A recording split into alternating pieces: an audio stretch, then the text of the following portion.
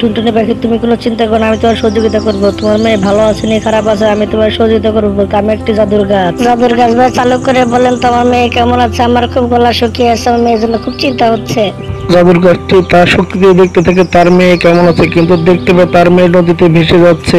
টুনটুনি পাখি, তোমার মেয়ের অনেক বিপদ, তোমার মেয়ে নদীতে ভেসে যাচ্ছে, তোমার ঘর ভেঙে গেছে বৃষ্টির কারণে, তুমি চালু করে চলে যাও। আমি এখনই চলে যাবো, যত ঝড় বৃষ্টি হোক না কেন, আমার মেয়েকে বাঁচাতে হবে। আমার জীবন চলে গেলে কোনো আফসোস নেই। টুনটুনি পাখি, দাঁড়াও দাঁড়াও, তুমি একটু কথা শোনো, আমি তোমাকে একটা জিনিস দিচ্ছি, এটা দিয়ে তুমি তোমার মেয়েকে বাঁচাতে পারবে। তখন জাদুর গাছটি টুনটুনি পাখিকে একটি জাদুর চুড়ি দিয়ে দেয়। টুনটুনি পাখি, এর একটা জাদু চুরি, তুমি যেটা বলবে এটা সেটাই আকার নির্ধারণ করবে, তুমি এটা দেখে রেখো, মনে যেন থাকে। জাদুর গাছ ভাই, আপনাকে অনেক অনেক ধন্যবাদ। আমাকে যেতে হবে, আমার মেয়েকে বাঁচাতে হবে, চলে যাই আমি।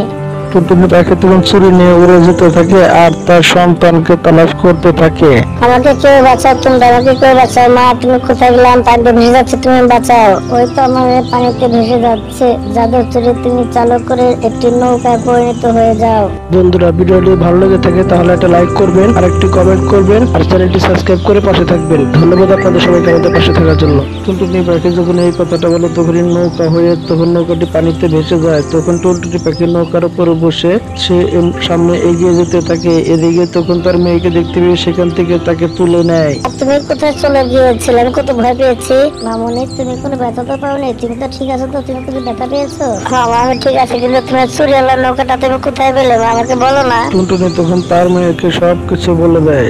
মা, আমাদের তো বৃষ্টিতে ঘর তো ভেঙে গেছে, ওখানে ঘর বানাতে হবে না, এই জাদুর চুরিটা দিয়ে আমরা নিজের ঘর তৈরি করে নেব, কি বলো মা? তখন টুনটুনি পাখি জাদুর চুরিটাকে বলে তুমি একটা ঘর হয়ে যাও। তখন জাদুর চুরিটা তখন ঘর হয়ে যায়। তখন টুনটুনি পাখি আর তার বাচ্চা অনেক খুশি হয়ে যায়। মা, আমাদের জাদুর চুরির ঘর অনেক সুন্দর, এখন থেকে আমরা এখানেই থাকবো। বাবা, আজকে আমরা অনেক সুখী আছি আঙ্গুর ফল গাছটার কারণে, অনেক ভালো আঙ্গুর ফলটা, অনেক ধন্যবাদ তাকে।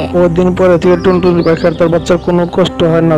এইভাবে গল্পটা তাদের শেষ হয়ে যায়।